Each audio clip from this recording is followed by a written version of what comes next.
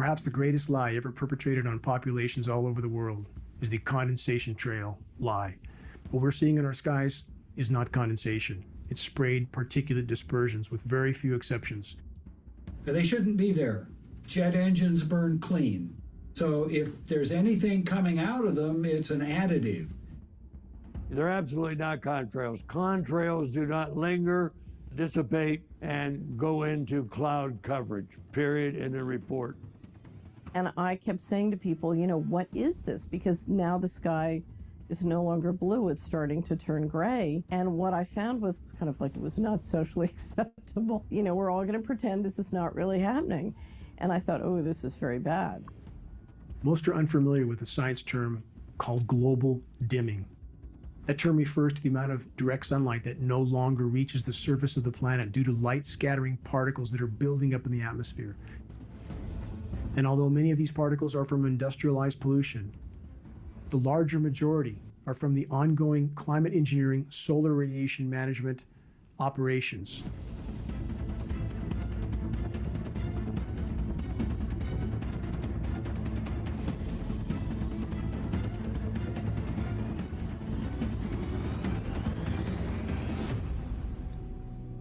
This engine, a high bypass turbofan jet engine, this is the engine that is on all military tankers and all commercial carriers, is in essence a jet-powered fan. 90% of the air that moves through this engine is non-combusted. This engine by design is nearly incapable of producing any condensation trail except under rare and extreme circumstances. And again, we have film footage of aircraft flying at altitude with nozzles visible, turning on and off. That is the end of the argument. Since even before man could fly, there was an effort to try to modify the weather. We have weather modification patents going back 100 years plus. These are historical films of what can be done with a biplane, a small biplane that carries a very small payload, and that much can be done. How much more can a fully loaded military tanker, KC-10, KC-135, C-17 Globemaster, how much more material could they put in the air? About 500 times more with a single tanker. In regard to the condensation trail narrative, many refer back to the trails left by World War II bombers as proof that we are only seeing condensation trails in our skies. But geoengineeringwatch.org found on military archives film footage, which we posted, of World War II B-17s at altitude turning off a sprayed dispersion. We know that climate engineering was deployed immediately after World War II, so testing was absolutely ongoing. Clearly, these bombers were used for beta testing. Film footage proves it. Weather was a weapon used over Vietnam. Would you expect that to be then deleted from the availability? No. To continue to expand the scientific aspects of it, to have it available in your portfolio of weapons would be a natural process. Therefore, should you expect that it is available on demand to have the ability to modify weather? Absolutely, within this country and others. Climate engineering is the crown jewel of the military-industrial complex. Climate engineering has been used to destabilize and topple nations all over the globe, facilitating military occupations by hostile countries like the US. We know that some of these countries are having their precipitation cut off because they have stated so on the floor of the UN, like the president of Iran stating emphatically that NATO weather modification programs were cutting off the precipitation to Iran, but US media never covered it. We have an economic model operating globally, which is operating based on covert force. And I have very serious questions after watching the financial patterns as to whether that financial force or that force includes weather warfare. People were coming to me, telling me about this. So because of that, I went to the government in Ottawa under Freedom of Information. There was a 40-page report, of which half the pages were completely blank, and the other half had a lot of blank outs. But there was sufficient information to tell me that, yeah, they're aware. They call it geoengineering. One of the big problems is that when we find some new technology, we get all excited by it, by the potential benefits of that technology, and often implement it and use the technology before we have any idea of the negative effects. Shouldn't it be considered that every breath we take is laden with highly toxic particles that are wreaking havoc in our own bodies? Particles that aren't being reported by any air quality testing systems. Any official air quality testing are looking for PM10 or PM2.5, 2.5 microns at best. The climate engineering nanoparticulates are exponentially smaller. They go virtually unreported. These nanomaterials generate reactive oxygen species in biological materials, damage tissue, lead to advanced aging, cause cancer, causative agents of dementia. So, yeah, we might think that we're doing something positive for humanity to save our species, but we're also poisoning ourselves. Eventually, with the team that we formed at geoengineeringwatch.org, we were able to acquire a NOAA flying lab. We were able to test at altitude to confirm the elements that were showing up at the surface. Our intention was to do a point-to-point sampling mission. We could see these obvious patterns that were being laid out in the sky. We were really thankful for the opportunity to be able to get up to altitude. And on the return mission, we noticed that that cloud layer had descended. And we sampled below the cloud layer, we sampled through that confluent layer and above it. We found exactly the same elements listed in climate engineering patents, the same elements we found on countless surface tests of precipitation from all over the globe.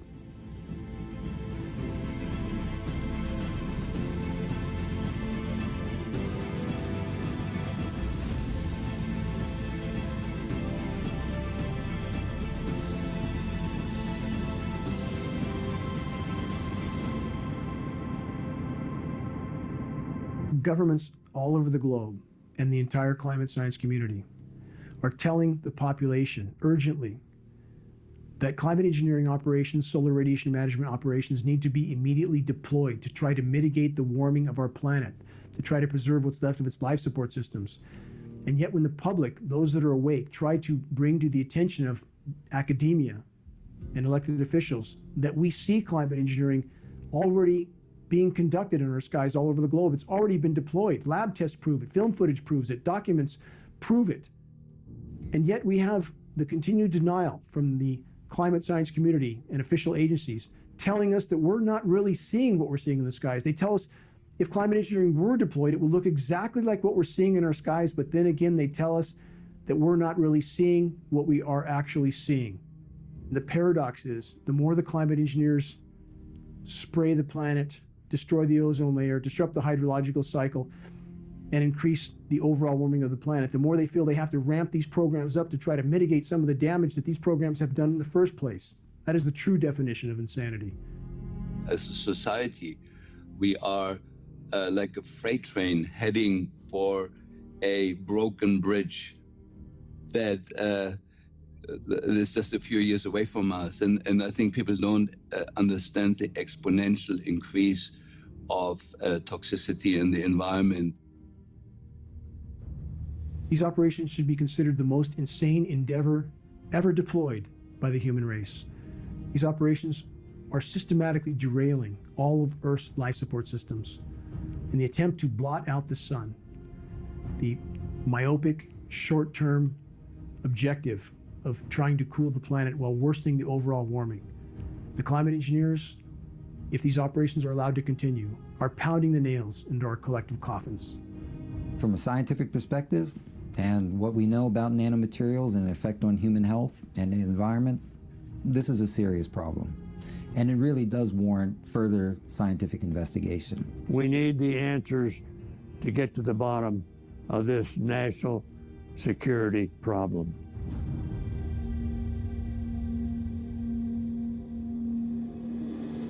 If populations around the globe find out what has been done to them by their governments without their knowledge or their consent. There will be a shockwave around the globe that cannot be contained by the criminal governments that have now taken control of our planet and civilizations all over the world. Just bringing transparency will shift so many things that it will make it extremely difficult, because you cannot manage an entire planet with overt force, only with covert force. If we bring transparency to who it is in the covert force, it shifts everything. Look at your own health and you know what is going on. And if you love your children, join us in fighting what we need to fight. It's a just fight, it's the right fight, it's the right cause. And if the climate engineering operations, which are derailing Earth's life support systems, are not immediately exposed and halted, all other challenges for the human race become moot, because the planet will no longer support life. We are in completely uncharted territory. Virtually the entire web of life is being systematically contaminated and decimated by the ongoing climate engineering operations, on top of all other forms of human activity or anthropogenic activity that are wreaking havoc in the web of life. Climate engineering, mathematically, statistically speaking, is the single greatest and most immediate threat we collectively face, short of nuclear cataclysm. Sounds like pure science fiction, but there is a growing underground movement of people who believe that our harsh drought is part of a government conspiracy. Here, outlandish ideas like weather warfare and climate engineering, in other words, weather control, are accepted as basic fact. Climate engineering is the greatest single assault on the environment ever launched by humanity, without question. Dane Wigington, lead researcher for Geoengineering Watch, is sounding the alarm. Climate engineering, they say, is to blame for the harshest recorded drought in California history. Dane is used to skeptics. He once was one himself. Talk is cheap for those that haven't investigated. I didn't want to believe this either. His background is in solar power, but he started investigating on his own about a decade ago after becoming suspicious something was partially blocking the sun's energy from reaching his solar home. I grew up in Southern California, choking in a sea of smog. None of the adults around me seemed concerned about the conditions, but for me, life in the toxic murk was intolerable. I have always fully recognized the immense damage being inflicted on the planet by countless forms of human activity. I lectured on anthropogenic global warming. I dreamt of clean air and blue skies. I dreamt of living in untainted wilderness, off the grid. I dreamt of planting trees and watching them grow and thrive. I dreamt of coexisting with the wild inhabitants of the forest. I finally made it to the serene setting I had craved for so long, a remote forested mountaintop in Northern California. But the dream soon turned to a nightmare. When I began to lose significant amounts of my solar power uptake from my off-grid wilderness home, I knew something was radically wrong. We are officially told that the aircraft-emitted trails in our skies that linger, spread, and sometimes cover the entire horizon are just condensation. But the condensation trail narrative is perhaps the greatest lie ever perpetrated on populations all over the world. It is not possible for condensation to block at times 60, 70, even 80% of my solar power uptake. I began to research the issue of geoengineering, aka climate engineering, programs that governments around the globe and in climate science communities have told us are only proposals. Yet, there they were, in the skies above me.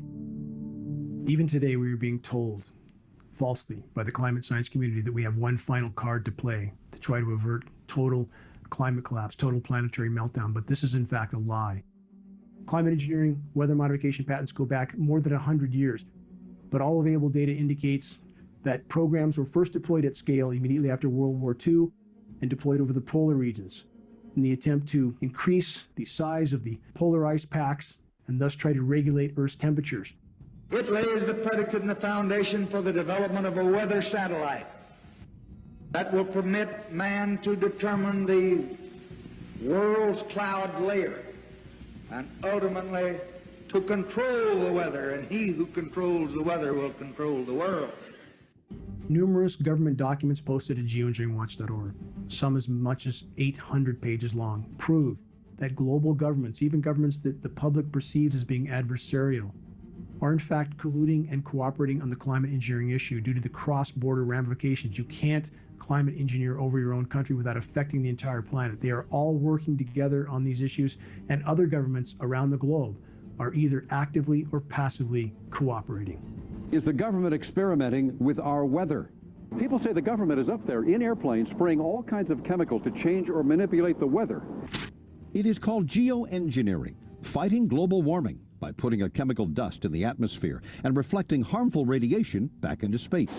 You could use barium oxide, for example, which makes big fluffy clouds. You could use tiny little bits of aluminum, which is benign in the environment, and essentially manage the climate. There are 172 bills before the U.S. Senate right now calling for more weather modification programs. A Weather Modification Act calling for research in, quote, attempting to change or control by artificial methods the natural development of atmospheric cloud forms. My personal opinion is that we have to keep geoengineering on the table. We have to look at it very carefully because we might get desperate enough to want to use it.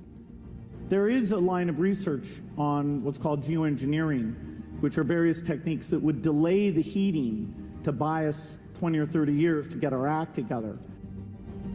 The stated goal of some of the world's most recognized geoengineers, like Dr. David Keith and Dr. Ken Caldera, is to put 10 to 20 million tons of nanoparticulates into global skies annually. That's an inconceivable amount of material. This material is on top of industrialized pollution. Right? This is about how we engineer the planet. It's about the fact, an uncomfortable fact, but it is a fact, that we have the technical ability to do this.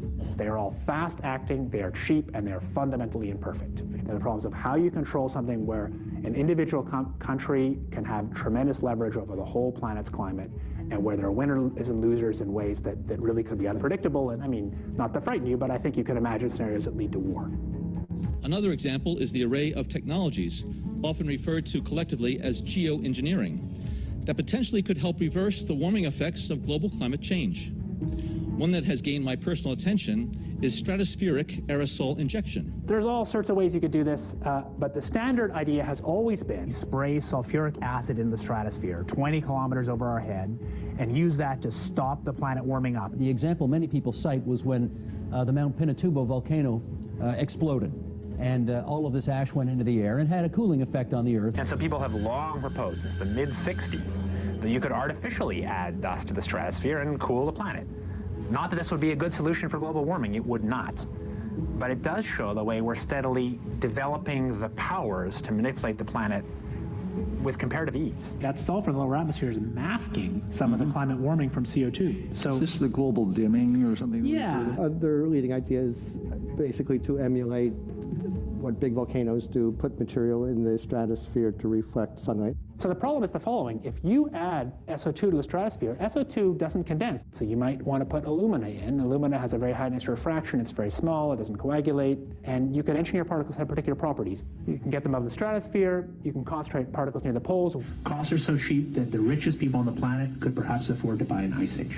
It's extraordinarily cheap. I knew it was cheap when I found that they were quoting me in tons. It's also true that particles, as they get bigger, fall out a lot faster. We sort of step back and think, okay, well, how would you actually make particles in the stratosphere? This is really engineering now. If it was aerosols in the stratosphere, it would likely be put there by airplanes. Start with a fleet of just 2 or 3 kind of modified business jets. The basic idea is that if you let a plume off in an aircraft by just changing some little details, you can actually get much smaller particle size distributions by doing this kind of spraying. So there are all sorts of side effects. I'll get to them in a second. But if you put sulfuric acid in the stratosphere, for example, you could deplete stratospheric ozone. Smaller size means more surface area, but more surface area means less ozone.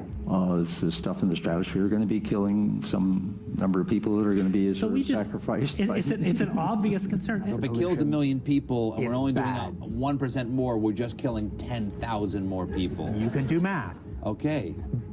But that's, so killing people is not the objective here. So if I made a decision, or if there was a collective decision to do a geoengineering program, and you put, say, the kind of program I think makes more sense to put about 1 million tons a year in, but let's say, you might end up killing many tens of thousands of people a year as a direct result of that decision. And so the only thing that we can do to cool the planet, or that society can do to cool the planet, is deploy these sorts of technologies. And by the way, it's not really a moral hazard. It's more like free riding on our grandkids. And it means there are going to be winners and losers, just like there are winners and losers for CO2, but they're different winners and losers. So this makes the problem, if anything, harder to solve. You've introduced another dimension of complexity into the managing the planet's climate problem. What we're watching financially is a great deal of public policy being promoted on the theory that we have climate change. And yet in that discussion, we never talk about, well, what's all this spraying and how is that involved? Engineering the weather gives you the ability to overcome or prevent droughts. It gives you the ability to inflict them if you don't go along. And the brilliance of inflicting a drought is there's no popular support against you. So this kind of invisible warfare, if it can be done, is very effective, it would seem to me, both positive and negative. Well, imagine if you can predict the weather over long periods of time, how much money you can make. You know, you can trade it. How do you manage money in that world? Many people message me confused and bewildered as to how it is possible that such colossal programs can occur in skies above our heads, programs of climate engineering and solar radiation management that are literally decimating Earth's life support systems, and these programs are not being acknowledged by any official source, not being acknowledged by the climate science community that has indeed betrayed the human race and the entire web of life by their denial of the ongoing climate engineering elephant in our skies. And the people that message me are perplexed at how such atrocities can be ongoing for so many decades. And we have still official denial, and we have populations that are all too willing to accept that denial. I began to test for some of the primary elements named in climate engineering solar radiation management patents, starting with aluminum, barium, and strontium. My test came back from the state certified lab. To my dismay, these elements indeed were present in significant amounts, and subsequent tests showed higher and higher and higher amounts, continuing to escalate until one test was as high as 3,450 parts per billion of aluminum. This is highly toxic rain. I knew my life would never be the same because I can't look the other way. It's completely intolerable for me to live under toxic skies. And what about the trees? What about the bats, the bears, the birds, the bees? They have no voice except for us. I began to try to bring this issue to light from that moment on. Initially, few would listen, few would look at the data. But as time went on, and as more and more people woke up along the way and realized the significance of attempting to play God with the weather and engineer Earth's life support systems, more individuals from different arenas joined the effort to try to sound the alarm. I want to tell you that we're in very great danger from the pollution that's coming down over us. And we've been led astray by the military-industrial complex.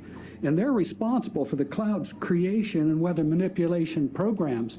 I sacrificed 4 years of my life defending the people of my country just to come home and find there are greater threats here domestically. There's something going on. I don't know who it is or why they're doing it.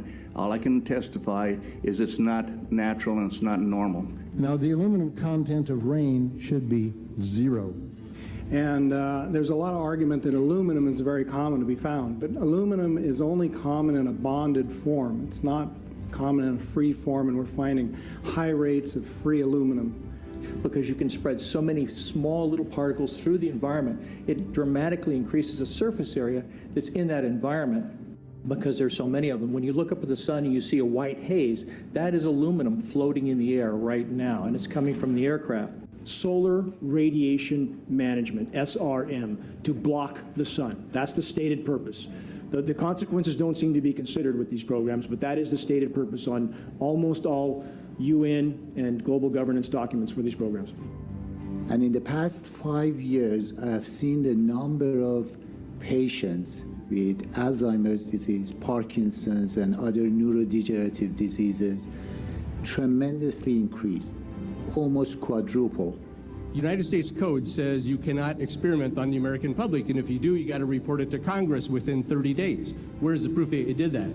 But it is also to get the media to start reporting on this. So all of us have a consequence that we may not be aware of, and it is important for all of us to join together and to put a stop to these programs and to hold public discussions on them for as much as possible.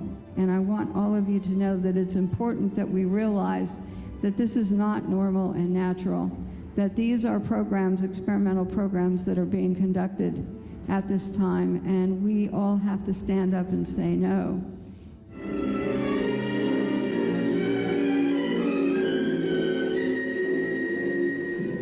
This tank can be used for disseminating all types of agents. Anti-crop spray from aircraft using the Aero X2A has proved very effective in field trials. For larger planes, the Air Force has perfected spray equipment. This B-17 has several spraying nozzles and carries the tank in the bomb bay. I'm Charles Jones, Brigadier General, U.S. Air Force retired. In the years 1953 through 1962, I was stationed in Germany. Then we moved to England in 1959 while assigned to the 42nd Tactical Reconnaissance Squadron with dual missions of electronic countermeasures and weather reconnaissance. We also had the responsibility of reporting jet engine contrails throughout our area of responsibility in Europe, North Africa, the Mediterranean, and Eastern Atlantic. We were responsible for pinpointing the exact altitudes of all jet engine contrails noted within the flying area of responsibility in both the weather and ECM aircraft missions. We became experts on jet engine aircraft contrails and all of their characteristics.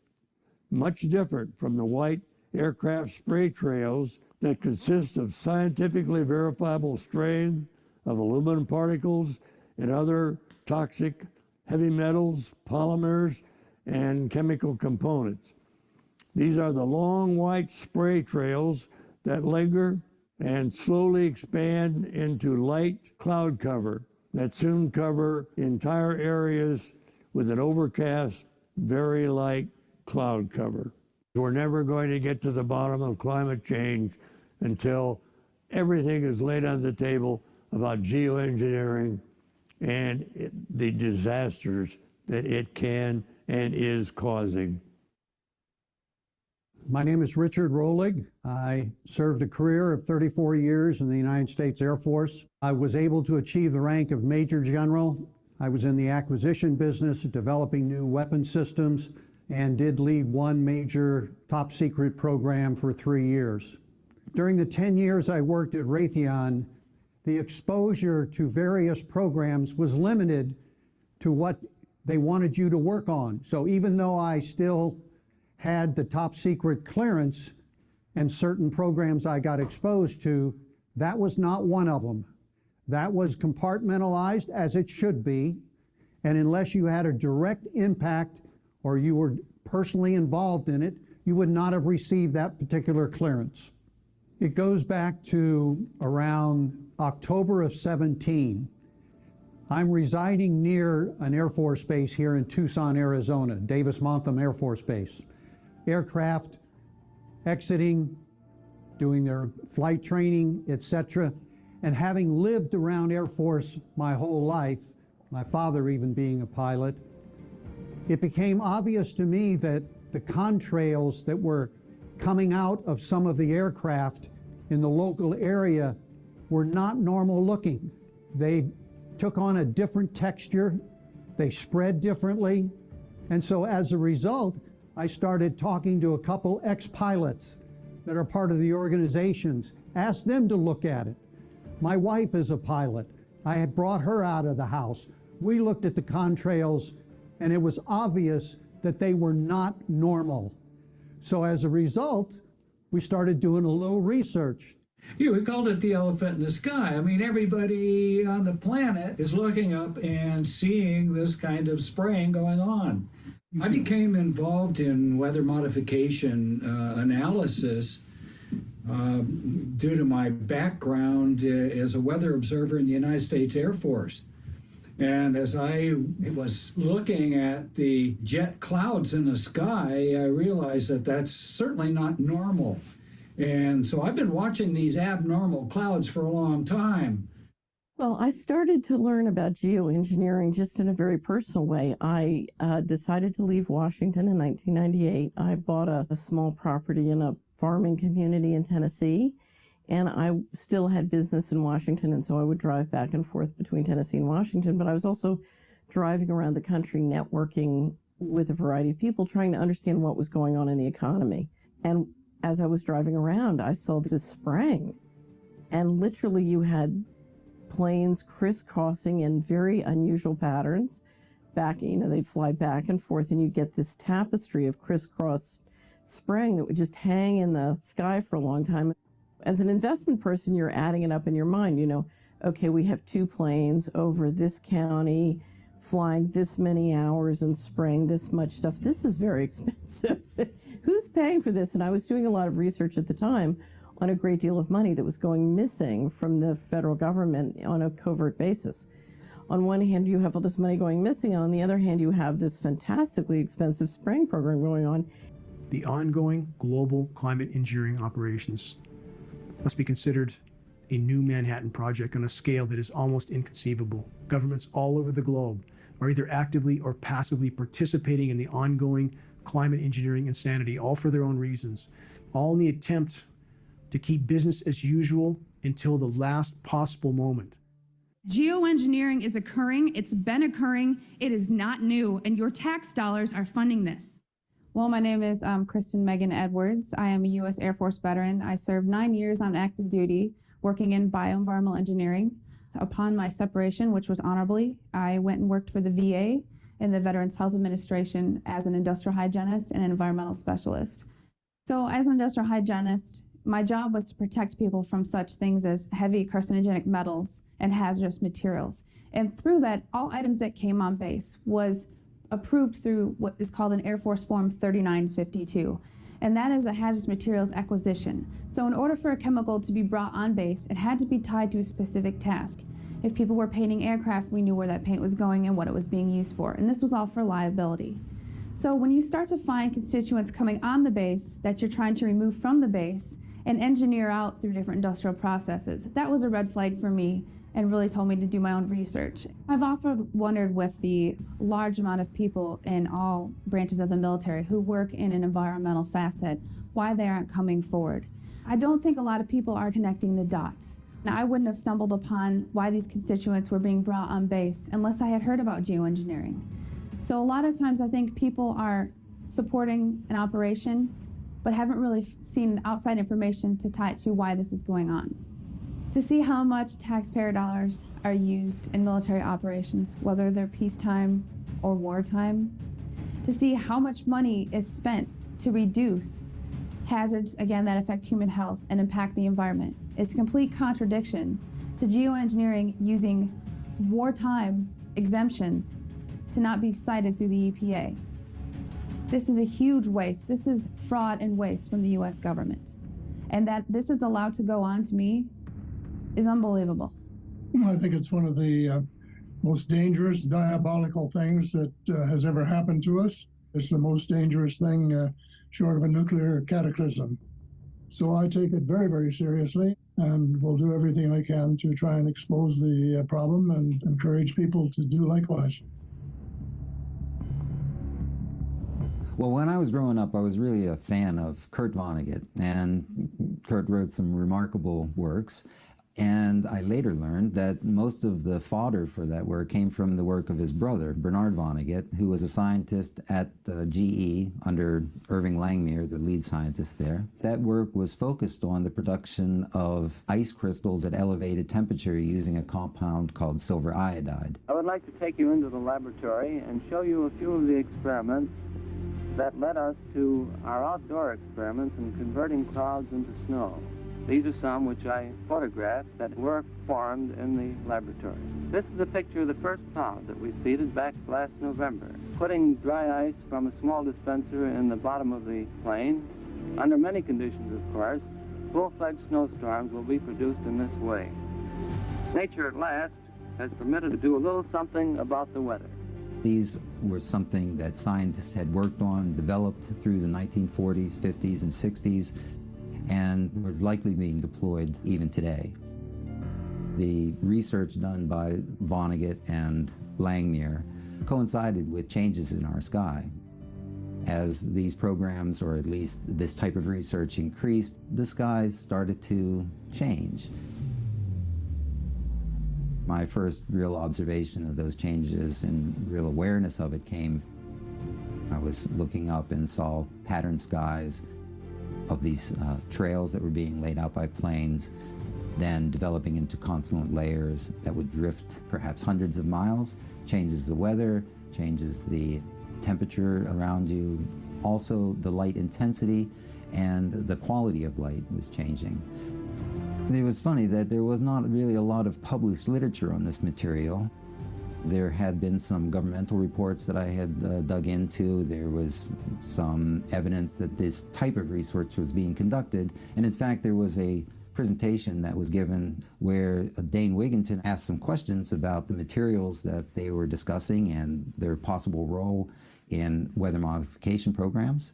Numerous air quality studies, including from CARB, California Air Quality Resource Board, have named submicron-sized particulates as being particularly harmful for human respiration. Through all the discussions today, I have not heard any mention of this fallout, and has this been studied, and also the effects of a highly reactive metal like aluminum on toxifying soils and waters? The question is, what would be the effects of these materials on human health if they came down into the stratosphere? In particular, small particles and aluminum. In our climate model, we looked at how much additional acid rain, acid snow you would get from the sulfur coming out of the stratosphere if you did it at a rate of 5 megatons per year or 10 megatons per year of sulfate. And it turns out that amount is so much smaller than what humans put into the troposphere on an annual basis by burning fossil fuels as a byproduct, that even in pristine areas, the soil would have a buffering capacity and it wouldn't be harmful. So the collaborators of mine working on the aerosol scheme are actually folks from Carnegie Mellon who focused on human health impacts. And while we haven't published it, that was the very first thing we did, was do the order of magnitude calculation in the federal pencil paper, but with an expert on human health impacts about whether there could be an issue. And the answer is no, clear-cut no. So for the numbers of particles burning in the stratosphere are so tiny compared to the loadings on human health. There are other things that worry me a lot, like the rain on these particles in the upper troposphere, they might affect high clouds. And for aluminum or other particles, there are a lot of toxicological things that need to get looked at seriously.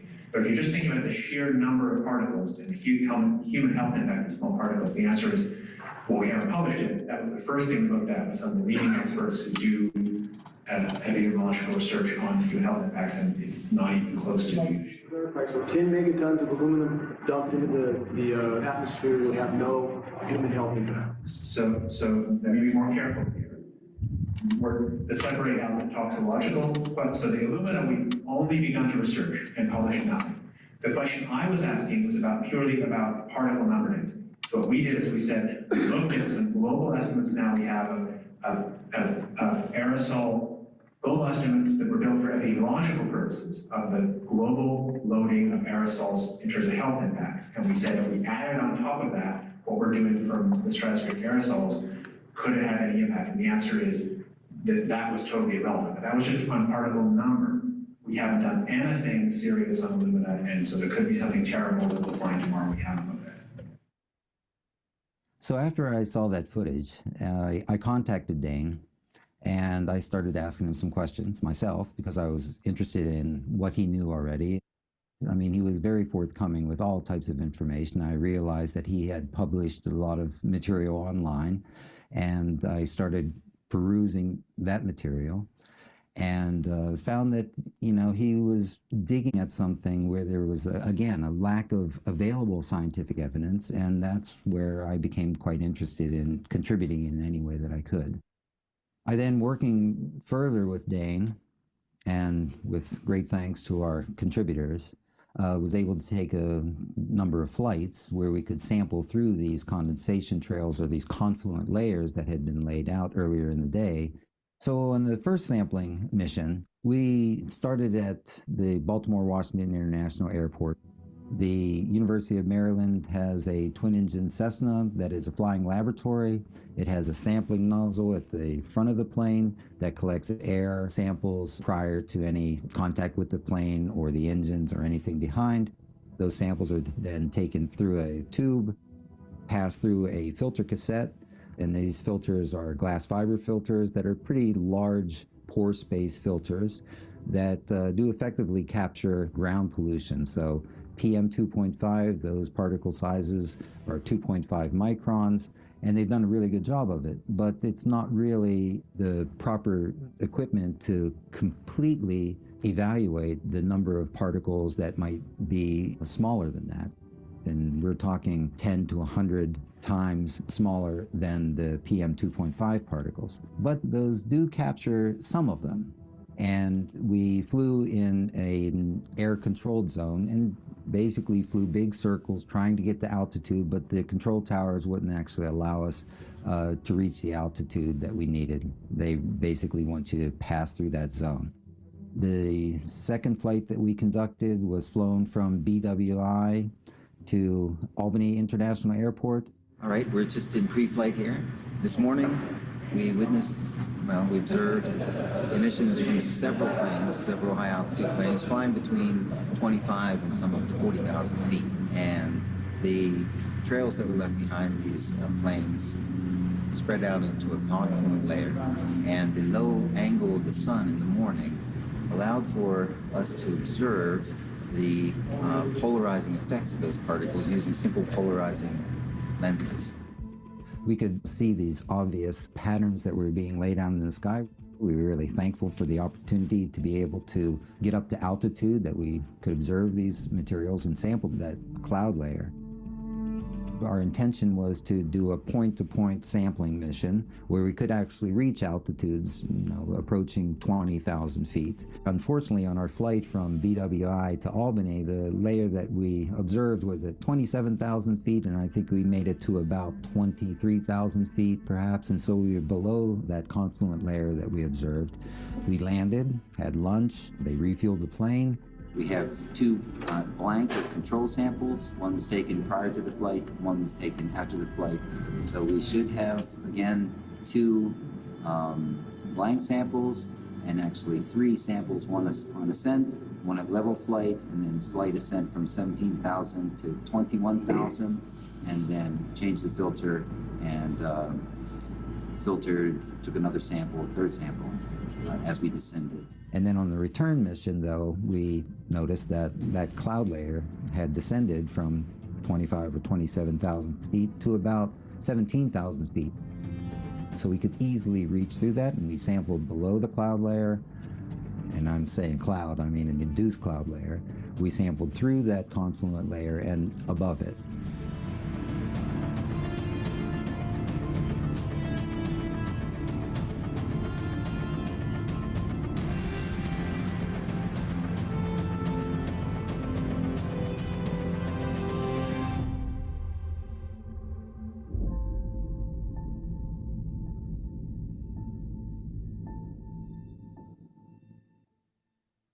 The basic building blocks of climate engineering are to saturate the atmosphere with electrically conductive light scattering particles and polymers, particles like aluminum, barium, strontium, manganese.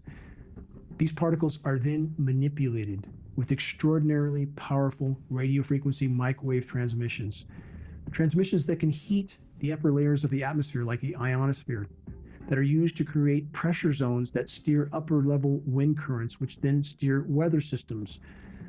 These particulates, when they are manipulated with these frequencies, can literally move air masses. This is an integral part of climate engineering that is not known or being acknowledged by many. Extraordinarily powerful and dangerous radio frequency microwave transmissions. Electromagnetic fields are energy sources, and they're going to be interacting with moisture in the air or our bodies or whatever. And therefore, it's not at all surprising that you're going to find some movement in relation to exposure of weather patterns to electromagnetic fields. When you have things like HAARP that can send electromagnetic waves into the air column, if you send, lower frequencies, you can calm it all down and you can cool it. Or you can excite it and you can heat it up. So there's complete control of temperature within the environment. In 1985, Bernard Eastland applied for patents. Many claim that these patents have become the blueprint for HAARP, High Frequency Active Auroral Research Program. HAARP is a large antenna where we beam radio frequency energy up into the upper atmosphere. Applications discussed in the patents included destroying missiles. Communications control and disruption were included. There were some other ideas, both to possibly modify weather. What we can do with an antenna is change the portion of the sky into which we insert the energy. HAARP's combined antennae generate a focused billion-watt high-frequency radio beam, which penetrates the lower ionosphere and interacts with the currents of the auroral electrojet. In certain applications, the military acknowledges that it can literally lift the ionosphere, and what they say is it's not a problem, it's a short period of time, yet when you lift the ionosphere up, the lower atmosphere rushes in and fills that void, which changes localized weather patterns. At its biggest size suggested, if you beamed it for an hour and a half, that would equal the energy in a hydrogen bomb. HAARP is only one installation of perhaps 100 that are on that scale around the globe. You can create high-pressure domes. In the northern hemisphere, that creates a clockwise spin, just like the pulley. That allows them to steer the upper-level winds into nearly any configuration they wish. So the areas that are under that high-pressure dome fry. They fry. Take a look at that round bubble. Is that not telling? That's a high-pressure dome parked right over the top of us that ensures nothing can flow in. You would never see this meteorologically 20 years ago, never. When you have two things that have the same mechanism of action, one would expect that their effects would be either additive or more than additive, that being synergistic. So when we're talking about weather patterns, so you have fog, you have water droplets, you have water in the air. When those water droplets are irradiated with microwaves, they're going to do the same thing they do in our body. They're going to generate reactive oxygen species. And when nanoparticles are in that water, they're going to do the same thing they do in our body. They're going to generate reactive oxygen species. So at minimum, one would expect that these effects would be additive, with the possibility that it could be more than additive. And if frequencies do that to particulates, again, what's it doing to us? What's it doing to the web of life? Given anything that's alive has water in it in some form or another, what's happening to us with this? And watch what happens to a flow of water when it's exposed to frequency. Very hard to believe, and when you feel that with particulates, the effect is even more profound. There's a radio frequency transmitter that, based on the signal transmission direction, is isolating precipitation and blocking out a whole section of precipitation. These are one of the radio frequency transmitters, and they're being put up all over the country, all over the world, wherever the grid power will support them. Again, you saw the radio frequency transmission carving out a 90-degree inside corner. That's the overall effect in the end. Completely unnatural. There's not a meteorologist that doesn't know this is going on. No chance. Many ask this question: can cyclones, can hurricanes be manipulated? The short answer is yes. Project Cirrus. The U.S. military has been engaged in hurricane manipulation programs since at least 1947. And these programs have been ongoing ever since, although the U.S. military denies it. They claim they stopped this research. That is a blatant lie. Geoengineering.org has captured film footage of the radio frequency transmissions being used to manipulate the atmospheric particulates sprayed by climate engineering operations in order to steer and direct hurricanes. They can be manipulated to a degree that few can comprehend. We have NASA satellite images available at geoengineeringwatch.org that show extraordinary atmospheric manipulation off the west coast of Africa, where cyclones in the Atlantic basin originate. There's no theory, there's no hypothesis, there's no conjecture. Cyclone manipulation is absolutely, positively being done. Some of this technology actually came out of the stealth program. Stealth was the idea that you would try to reduce the amount of radar energy that would be reflected off of an aircraft. You could put particles of metal into the paint itself. These particles would then absorb the energy. But if you put that up into the air and then you broadcast a signal that is tuned to the exact frequency that matches the size, and this is the key, all of these particles are the same exact size, so they respond to a specific frequency. So when you transmit this frequency, you can get all those particles to heat up. And if that mass of air has moisture in it, any kind of humidity at all, it all rises and expands. So this is how you can actually generate a weather system. A primary aspect of climate engineering is the climate engineer's ability to manufacture winter weather with patented processes of chemical ice nucleation for weather modification.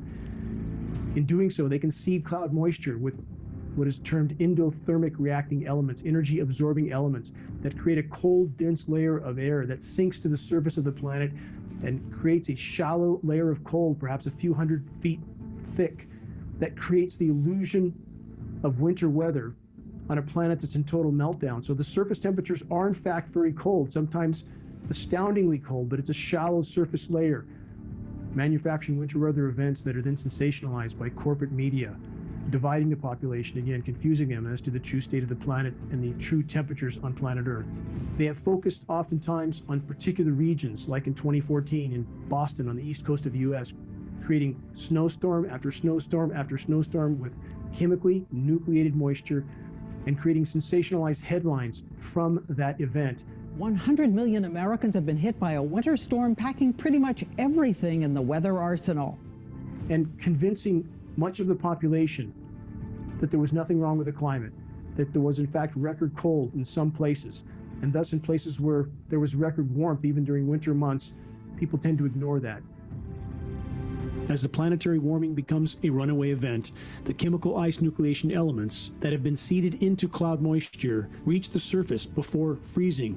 Thus, so-called frozen rain and ice storms are increasingly becoming the norm. How many know of the ice balls showing up on the shores of Lake Michigan, covering beaches, often 75 pounds or more, occurring at times on water that is 40 degrees plus Fahrenheit? How does that happen? From chemical ice nucleation. This is nothing short of winter weather warfare, complete with destructive ice accumulations from the chemical ice nucleation cloud seeding and dangerously slick snow-like frozen material that contains surfactants. They're used in climate engineering chemical ice nucleation cloud seeding operations in order to reduce particle coagulation, i.e. to keep the climate engineering elements from sticking together and forming larger particulates that would sink faster to the planet, which would not be conducive to the winter weather warfare scenario. The cryosphere, Earth's ice deposits, are melting at a pace that is unprecedented in the geologic past. The true magnitude of the planetary meltdown has been masked by statistical falsification. The climate engineers have attempted to hide this fact from populations. In order to mask the true severity of polar meltdown from populations, the climate engineers have utilized methods of sea surface ice nucleation. The effect of these operations can easily be distinguished on satellite images. The paradox with sea surface ice nucleation is this. The climate engineers are actually putting a lid or a cap on oceans that are already too warm for natural ice nucleation to occur.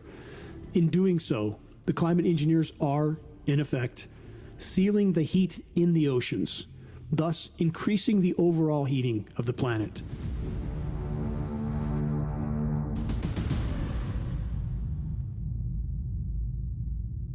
It's another larger specimen of black oak. It's mid-February.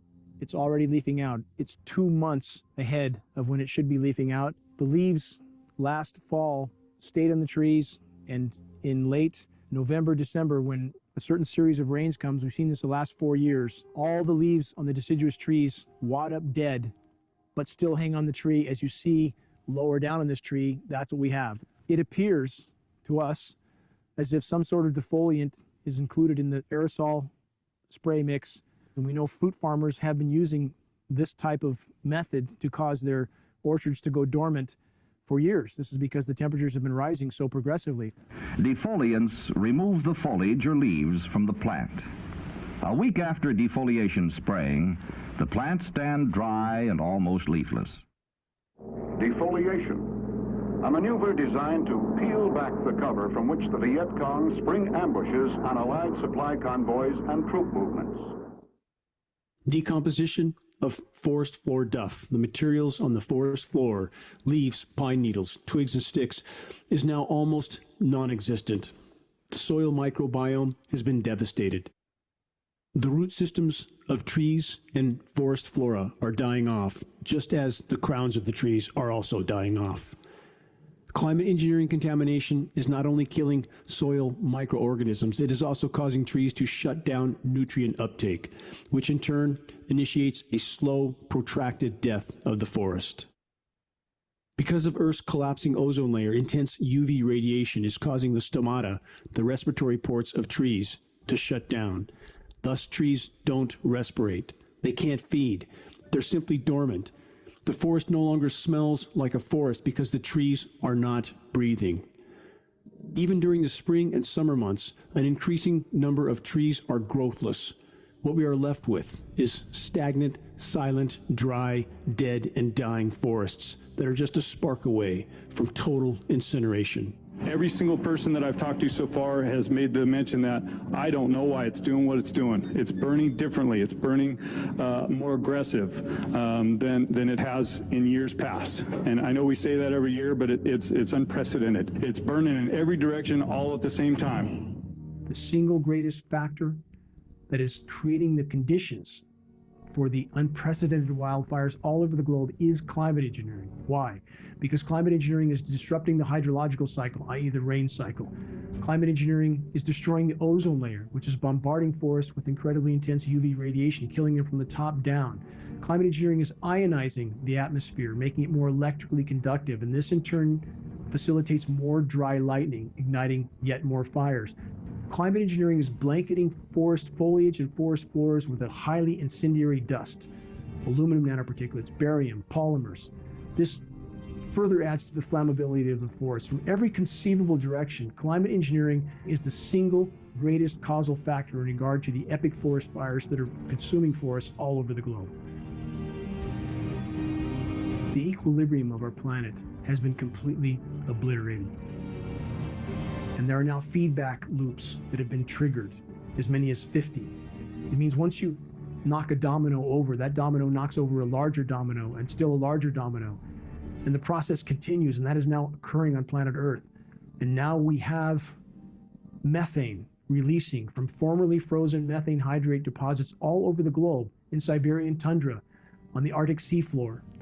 Methane is escaping, rising into the atmosphere and covering the planet like a layer of glass. Methane over a 10-year time horizon is from 100 to 120 times more potent than CO2 as a greenhouse gas.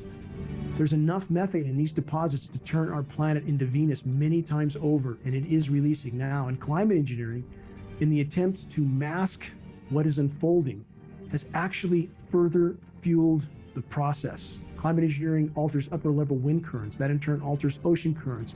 Now we have warm water pumping into the Arctic in places it should not be, causing massive methane blowouts that have to be seen to be believed. They can be seen when they occur on terrestrial areas like the Siberian tundra. Massive craters that look like something from a massive nuclear war.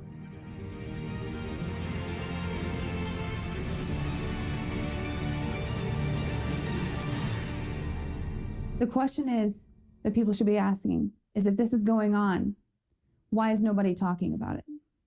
Under the security classifications that a program can have directed upon it, it can keep it in a narrow vein and keep transparency away totally. Absolutely. And the same can be with the contractors and subcontractors that work on the same program. That is to be expected. Any contractor that deals with a classified program will be as compartmentalized as the government program office is.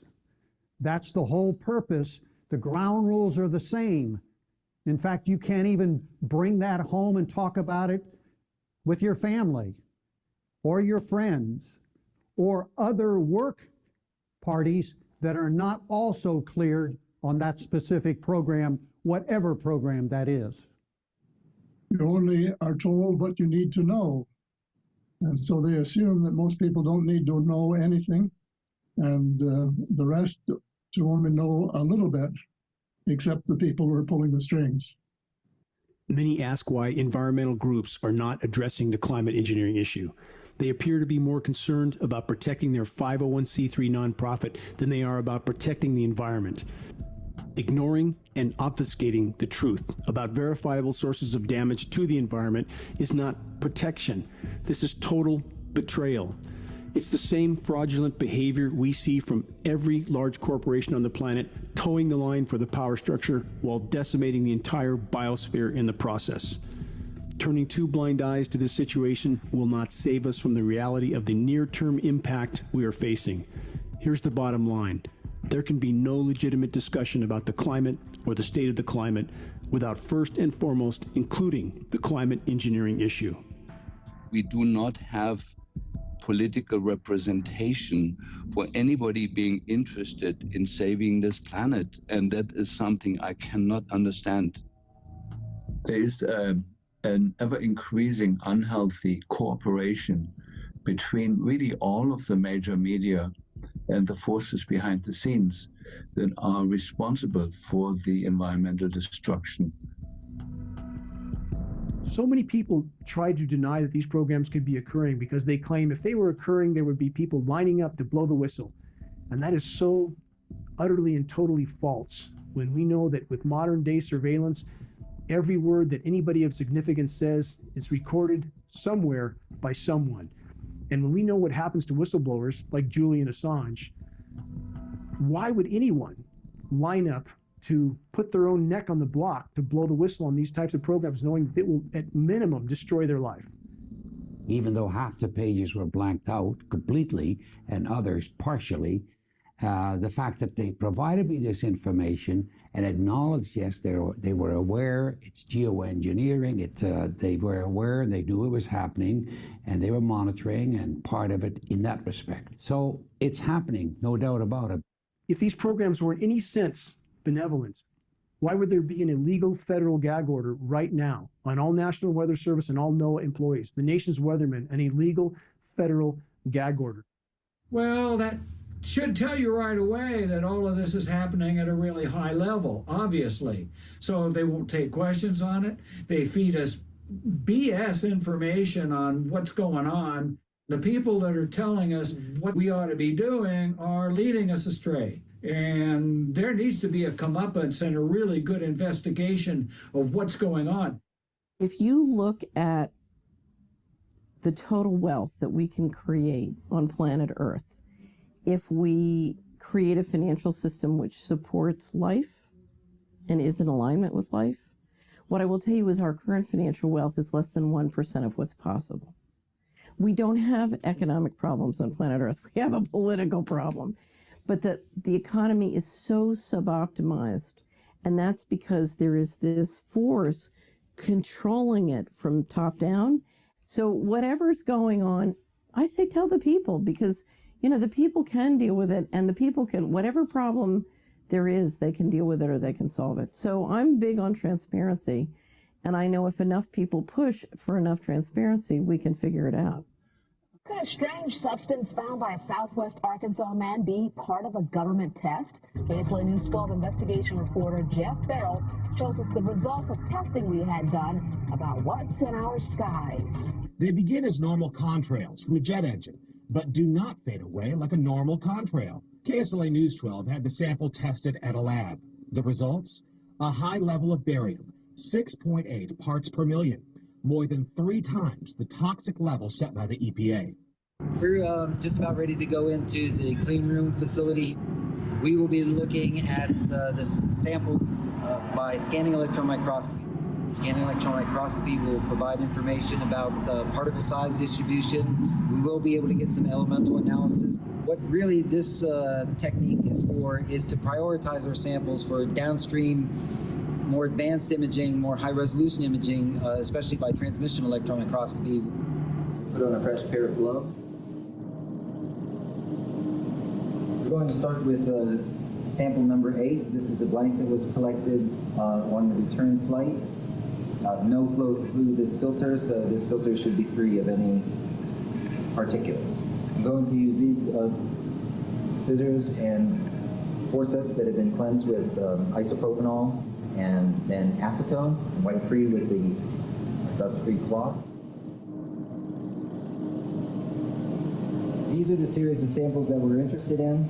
These are samples number 9, 10, and 11. These were taken on the return flight where the plane passed through an induced cloud layer. Number 10, I believe, is the one that was passed through a cloud layer at around somewhere between 17 and 19,000 feet. I will take time to cleanse the instruments between each sampling. Preparing sample number 9, near the center. Opening it to ensure that the surface that had received the particulates is facing upward. Number 9 is completed. Now processing sample number 10.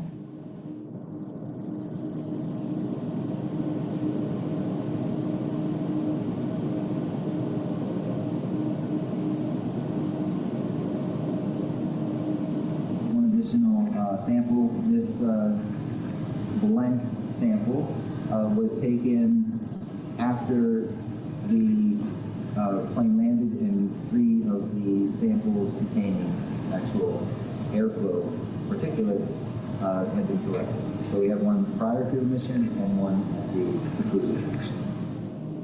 Prior to imaging, these samples are coated with a thin layer of platinum. The platinum helps to take the excess charge or electrons and drain them off to the snub. And now we'll do the samples where we pass through the cloud layer.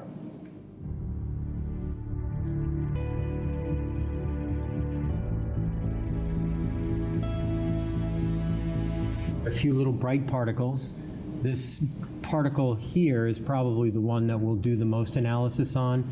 So the general image that we're seeing now are the glass fibers from the glass fiber filter itself, and the bright particles or bright areas that we see are areas operating in the so-called backscatter mode of this microscope, collects electrons that are backscattered, especially from metal center compounds. But you can clearly see the lighter and darker contrasted areas there, suggesting that it's an aggregate. Mm-hmm.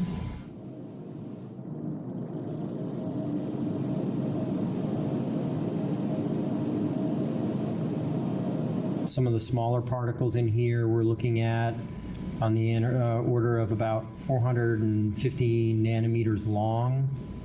But there's also smaller particles in there too. So backscattered electrons, typically the higher the atomic number, the brighter the signal. That being said, what we will do is look for the bright spots and then analyze those. The glass itself does seem to have sodium in it. Looks like aluminum, sodium, silicon, calcium, potassium. So the reason that caught my eye is because it's darker than everything else. And it's got lots of small particles in it. Yeah.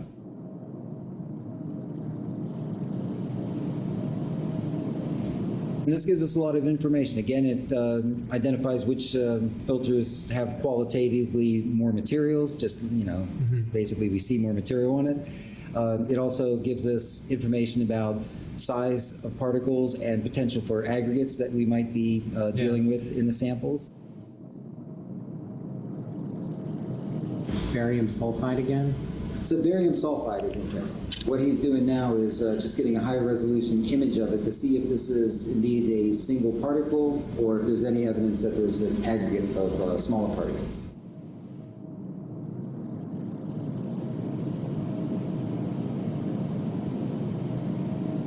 So really the big standout in this one seems to be iron.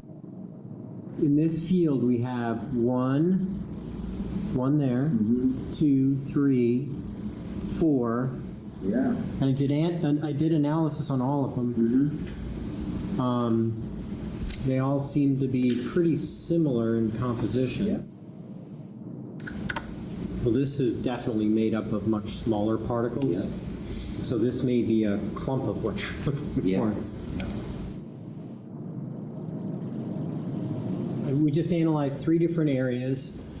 This particle seems to be high in aluminum. It's a large flake though. And this has some silver too. Yeah, in terms of now the aluminum signatures that we're getting from the glass fibers themselves, this is much bigger. Much bigger. So look at that. Yeah, that's the aluminum piece. It's easily 3x the silicon. Yep. And I think the silicon and aluminum are pretty similar in the glass. So here, if you look at just the glass fiber, silicon is significantly taller than aluminum. So that particle there is mostly aluminum. Yeah. So measuring this one right here, this is below 70 nanometers. Right. Good. In the precipitation samples that we've seen in the past, the aluminum oxide particles that we've been seeing are on the order of 40 to 60 nanometers. So that's consistent with the size that we've seen from precipitation events. Again, these samples were collected directly from the air.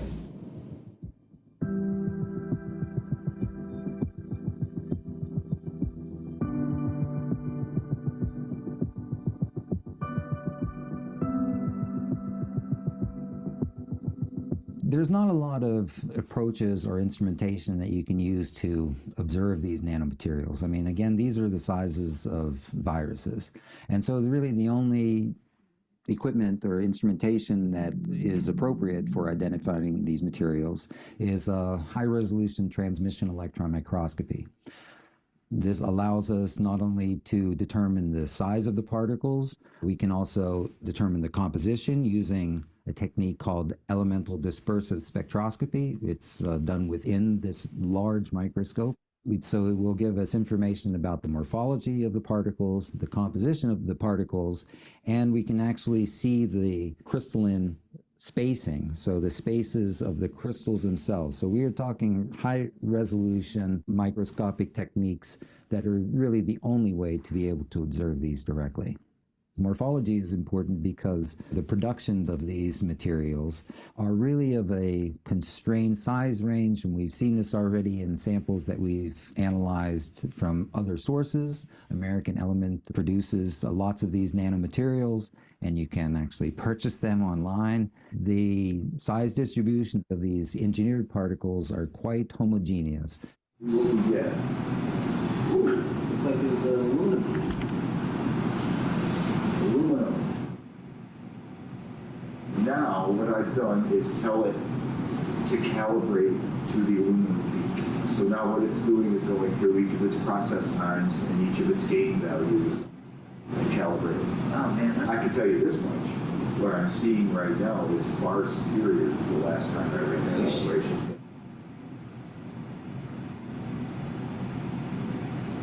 So you see you got 2 calciums, right? Yeah. All right. K alpha, K beta. Right? This barium peak is probably an L or an M.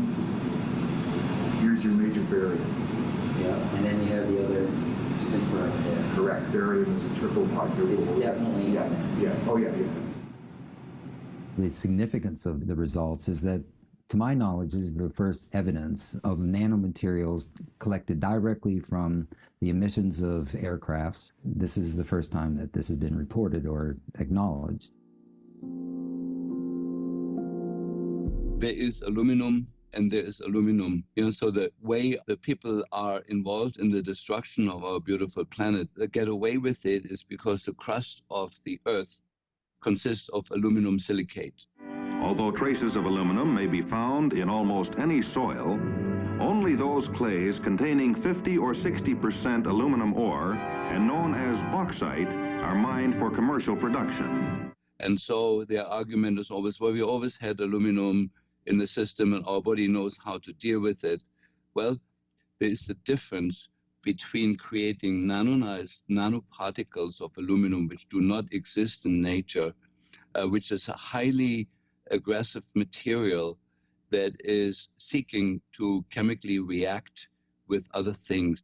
The chemical process reaches its climax in these huge tanks, where alumina is precipitated out of the ore in caustic solution.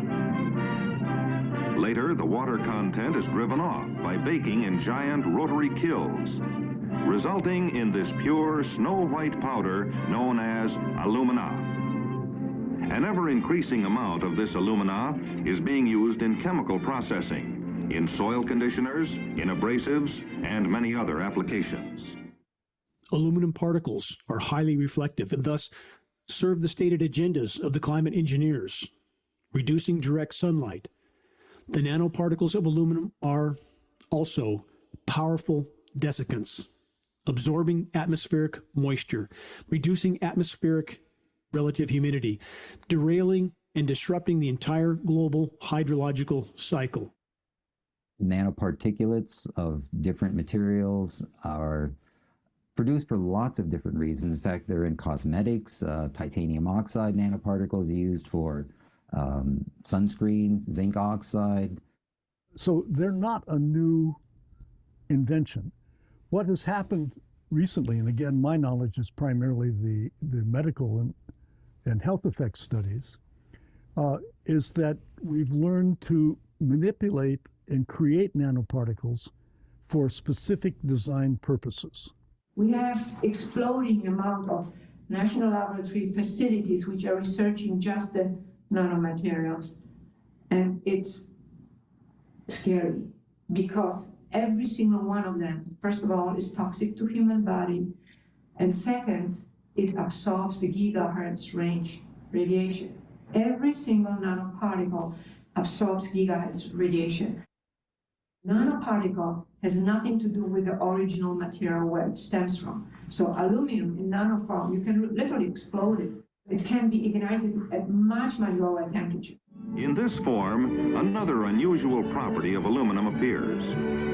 Suspended in a paint vehicle, the powdered particles float to the surface and form a continuous layer of aluminum over the area being covered. This aluminum shield provides protection from weather and reflects light and heat almost as effectively as a solid sheet of aluminum.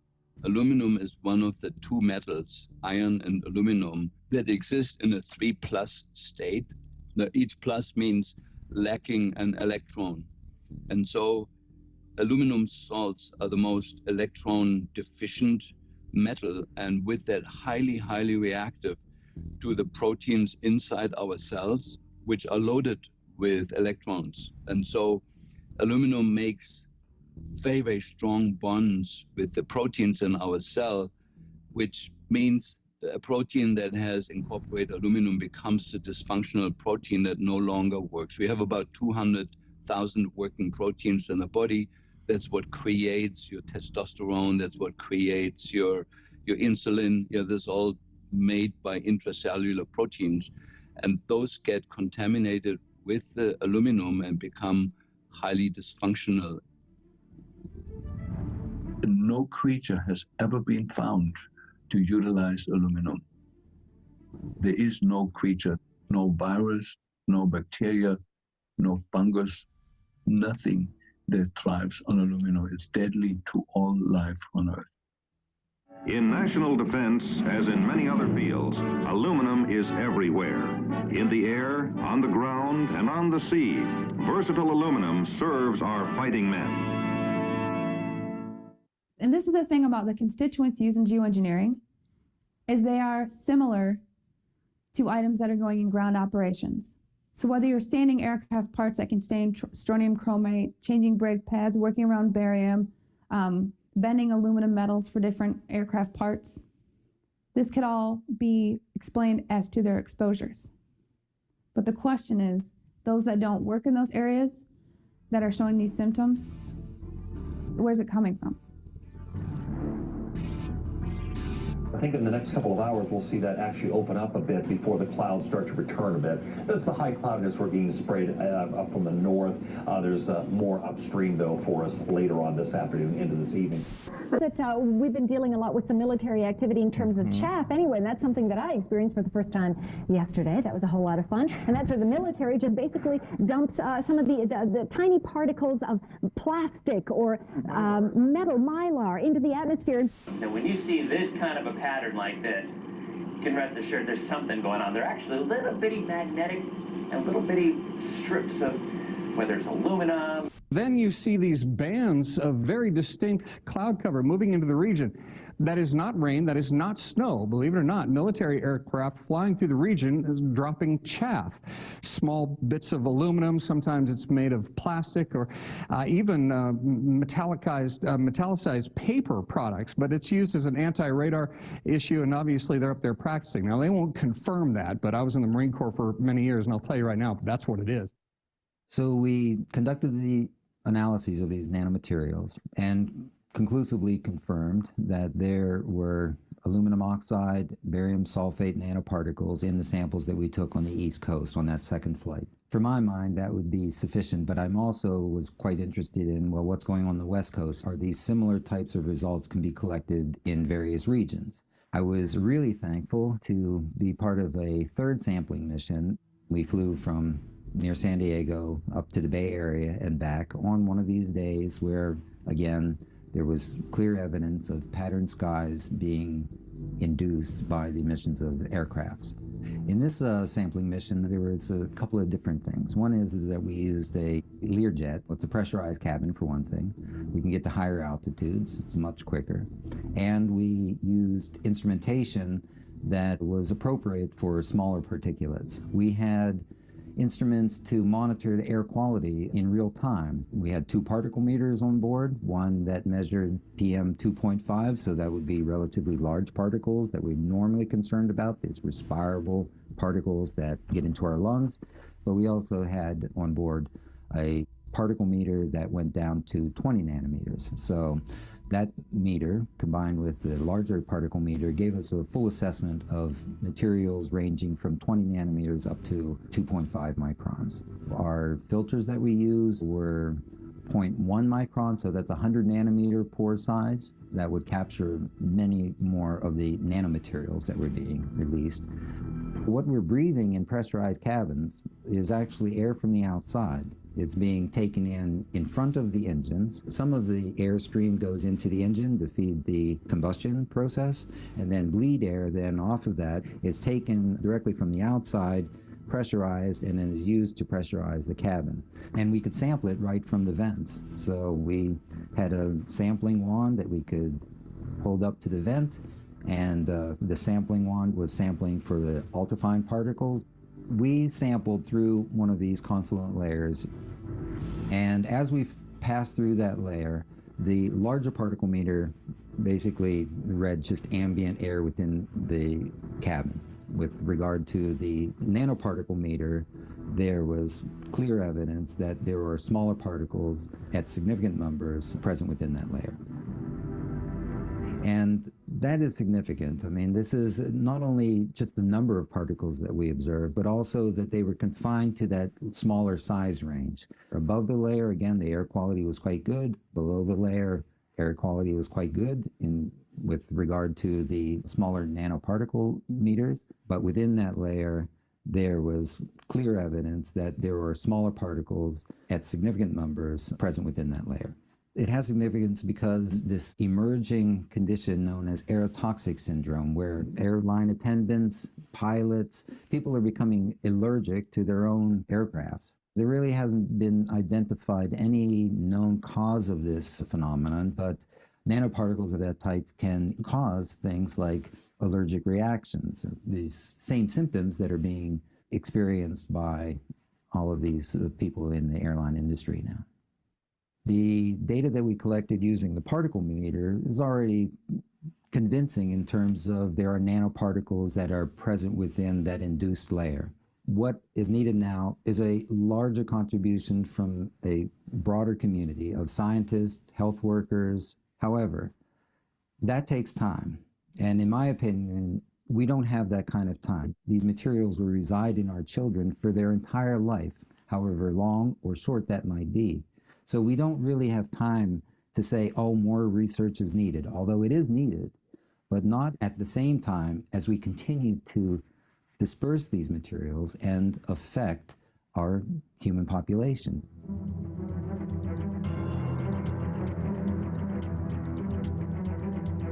In the east and in the west, large forest land areas have been sprayed to kill destructive insects. This work by airplanes is significant. It has an indirect effect on all Americans. Here's one to keep track of over here. Notice it didn't have anything coming out of it. Yeah, he just turned on. Just turned on his spray. With commercial airlines, you're not going to get this kind of converging intersection, even though they're at different altitudes. But the important thing to consider, there's not a natural cloud in the sky. Everything in the sky is an aerosol out of the back of an aircraft. Anybody who says that can't affect the weather is simply ignoring logic and reality. My rock climber's mentality says you have to face reality.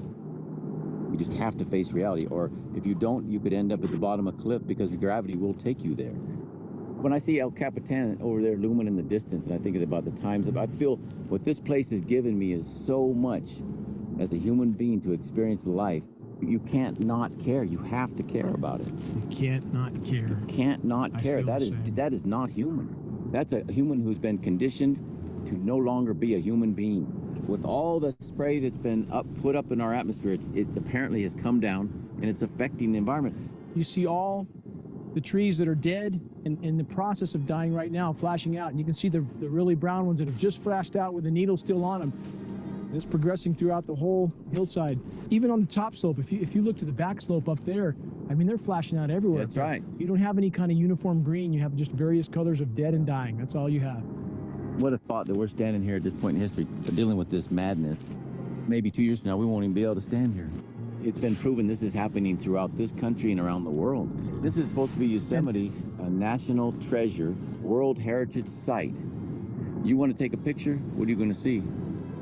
Climate engineering operations are saturating our atmosphere with light-scattering particles that alters the light spectrum that reaches the surface of the planet. This in turn affects photosynthesis. The sunlight that is going through this layer piggybacks the frequency of those toxins.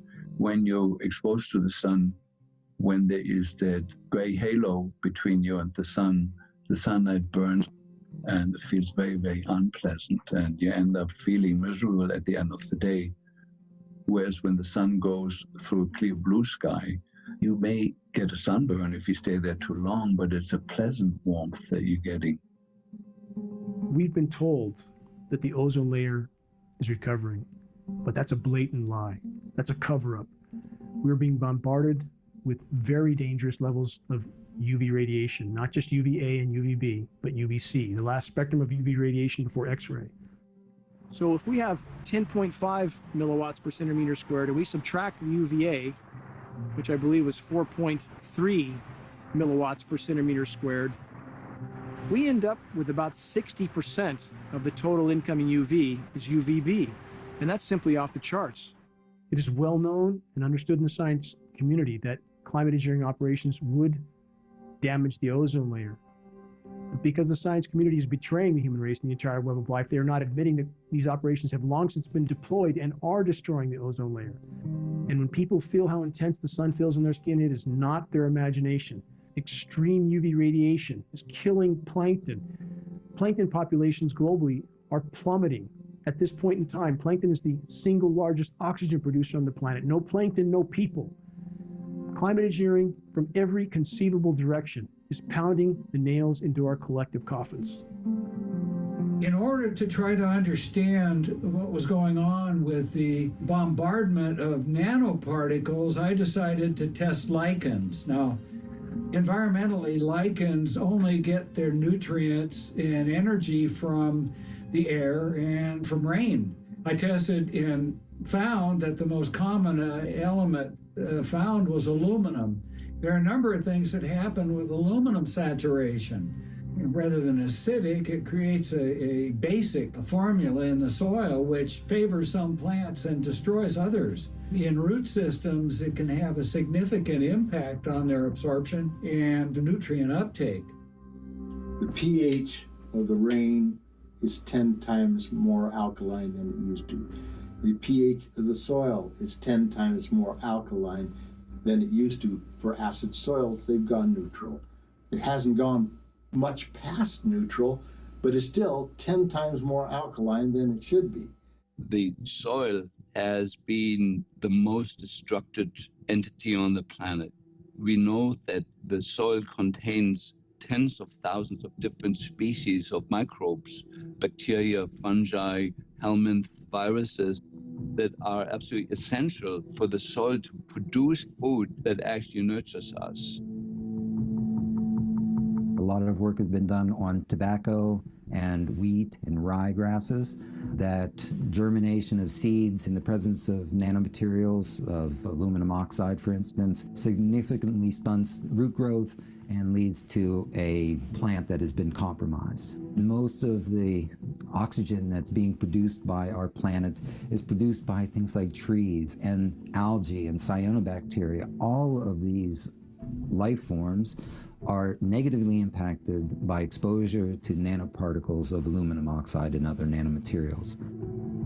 You see smaller plants in front with the very discolored leaves. That's fungal infection. As the bioavailable metals are killing soil microbes, changing soil pHs, changing forest soil compositions, it has a horrific domino effect. Whole specimens, mature specimens of manzanita flash out stone dead black from fungal infection.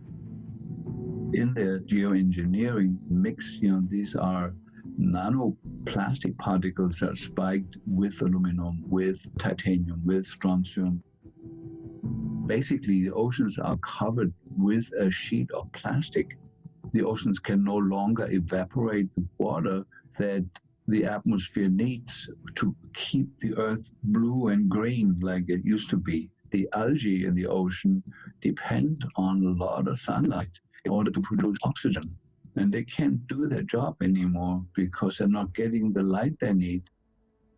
In the last 2 or 3 years, ever increasing articles about nanoplastics appearing in chicken, in fruit, in vegetables, and also in our human body.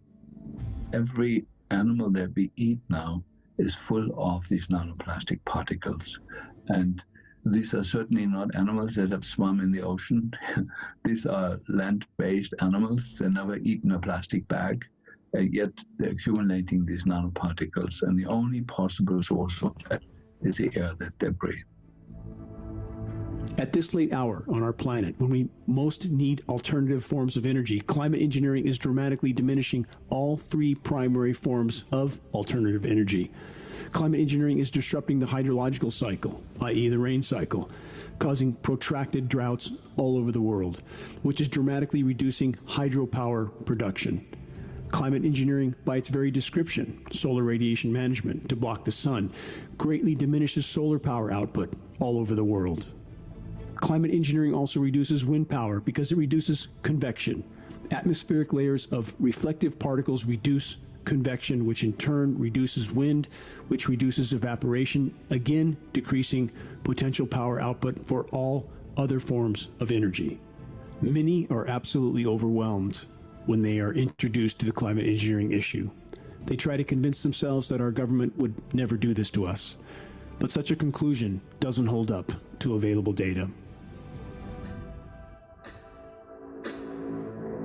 All official air testing agencies generally test for 10 microns, 2.5 microns at best.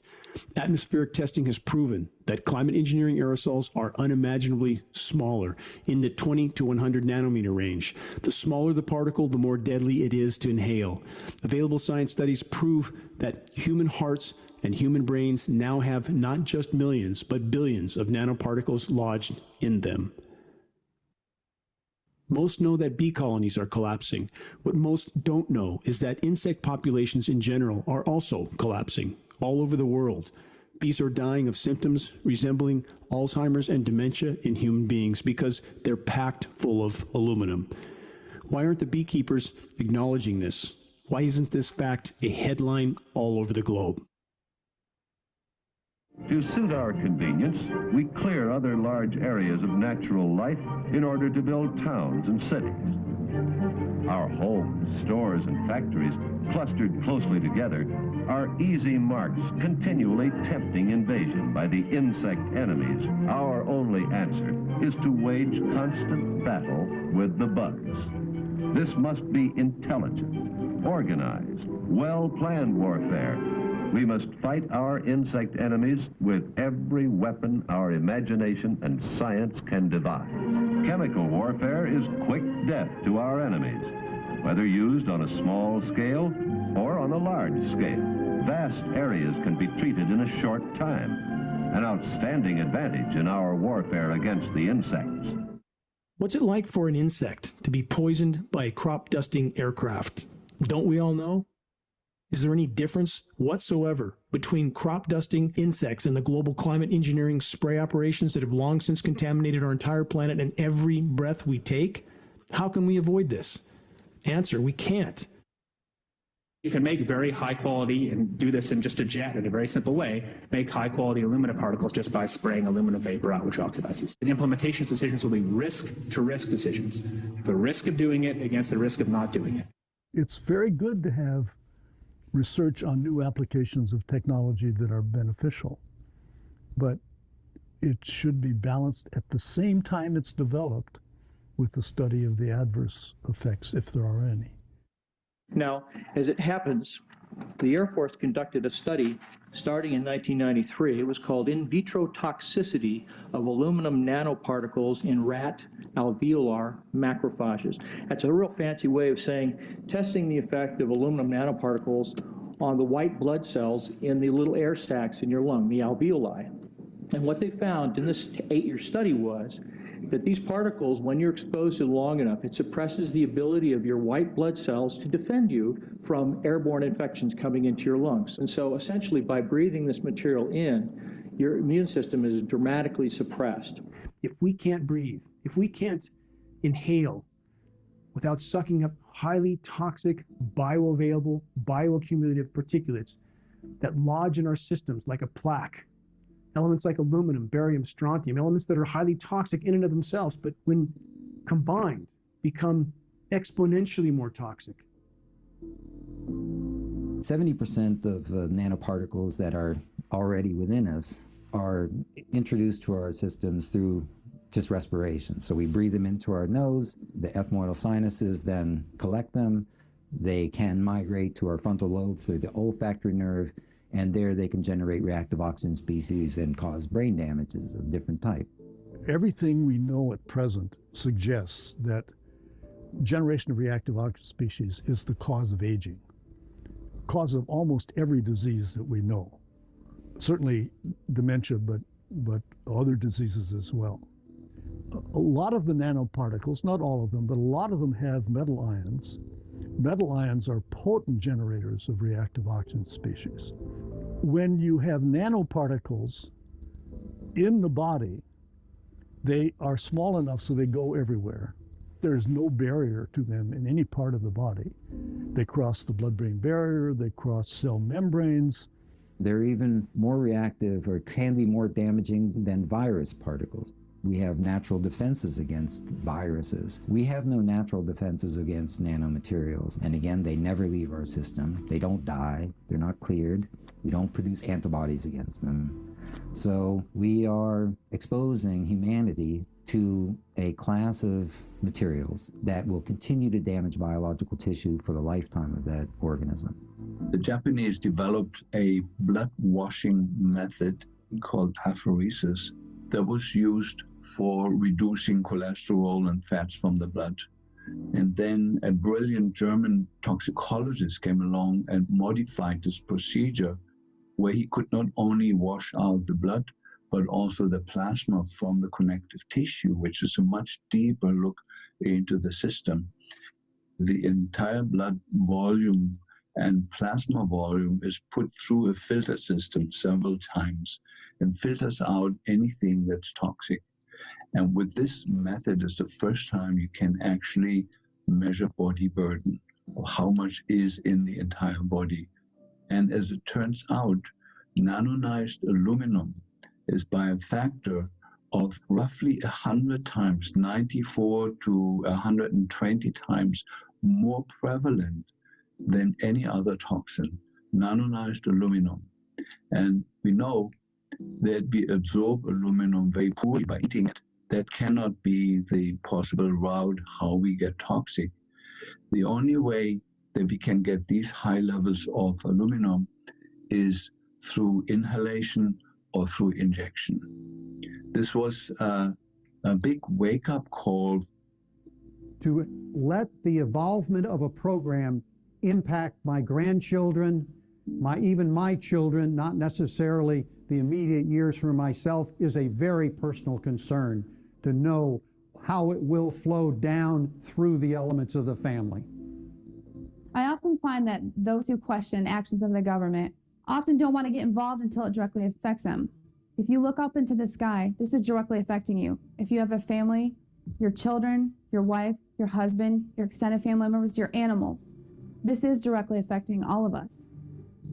How can so many claim that governments and militaries around the world would not spray chemical and biological agents on populations when there are literally hundreds of historically documented cases of such operations occurring in recent decades?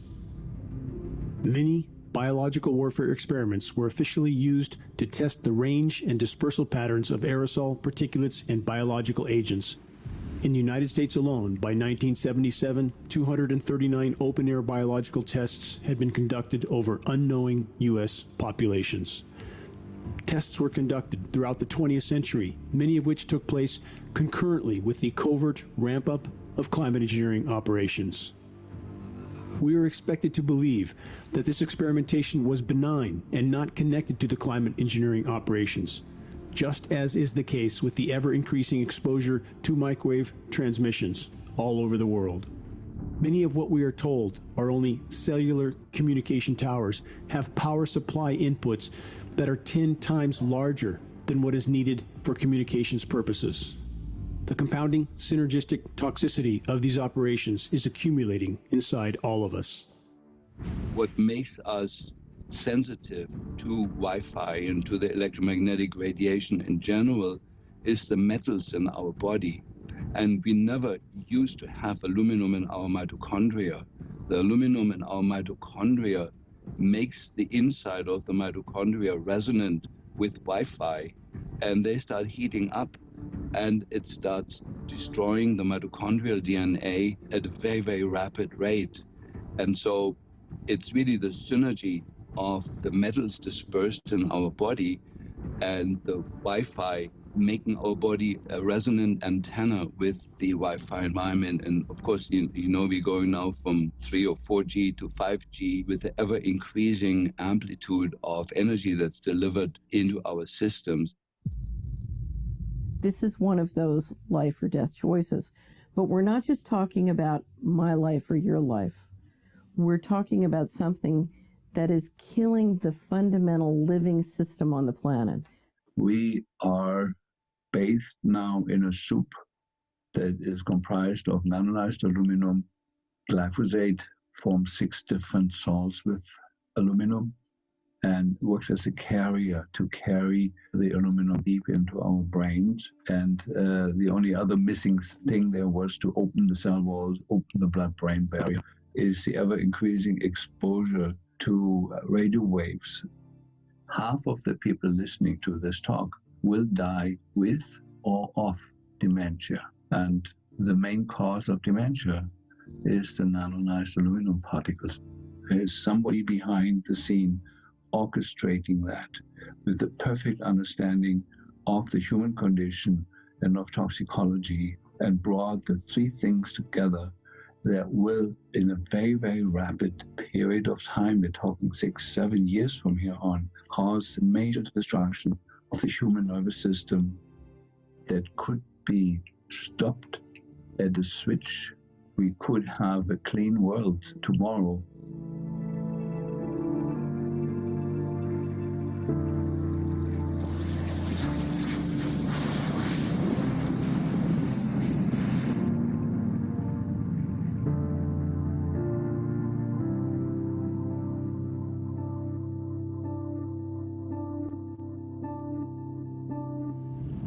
We need to come together for all of humanity to address this issue. And I think that the only way to do that at this point is a legal approach and to present all evidence on both sides, the evidence that we are collecting as independent scientists and the evidence that already exists in those laboratories where these materials are produced and deployed. Colleagues of mine, they don't really accept this yet. They're starting to because I've shared some of the data that we've collected, but most of them will ignore it and do call it beat-up conspiracy theories. Well, those learned people are ignorant of the facts. And so my call to action is don't ignore things anymore. You know, we have to address this issue. It's on our doorstep. It's in our skies. It's in our children. We have to do something. If the ongoing global climate engineering, weather warfare operations are not brought to light and to a halt, allowing the planet to respond to the damage done, it will never be able to find a new equilibrium, an equilibrium that may yet allow it to sustain life into the future. Exposing and halting climate engineering operations is the great imperative. They are disrupting virtually the entire web of life. I think we need to enlist the support of commercial airline pilots, as well as calling back and bringing these subject up with our House and Senate members in the U.S. Congress. I think it's going to take that kind of action to get this geoengineering exposed, find out what's behind it and why they are doing this. In my life, I have friends, family, wonderful people who are trying to stay within the official reality on the theory that they'll be safer. And the reality is, if you look at where this thing is going, you know, better we deal with it now. It's like cancer, it's only going to get worse. The data is what's going to change people's mind. So you need to be able to draw it out, get the reports available, and get publicity on what the conclusions are so that people believe it. It's not just someone raising a subject that has no validity. It's based on scientific data that demands changes. We've gotten to the point where the mystery is so expensive, spiritually, psychologically, financially, legally, you know, that the time has come to say is, you know, who's really doing this and why are they behaving this way? And I often wonder, do any of those people, you know, behind the scenes, fearing reprisal, are they looking into this? There is data out there. Who's going to bring it forward? We are rapidly running out of time to take care of this problem. That's what makes it so critical. Yeah, and I can only hope that in my lifetime, we'll have a resolution of this and we can fix it. I'd really like to see the planet stay, the life on the planet stay anyway. How do we stop climate engineering? I've asked this question so often.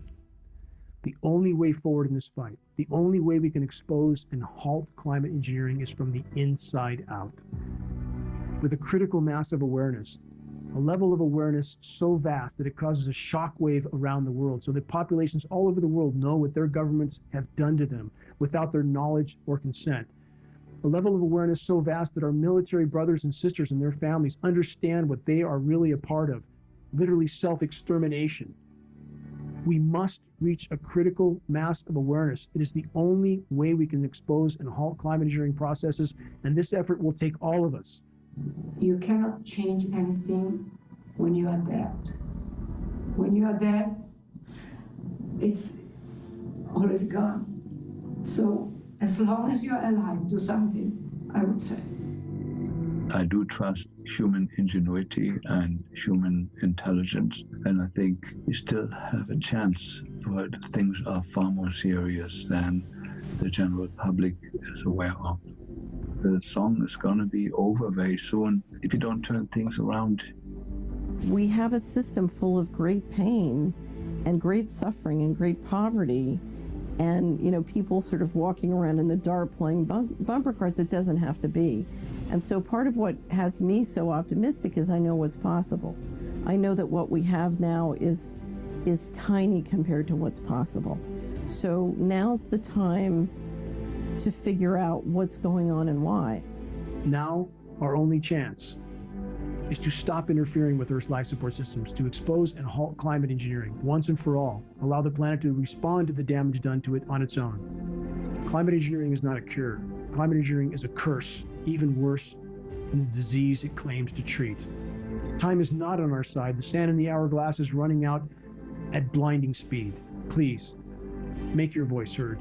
Make every day count.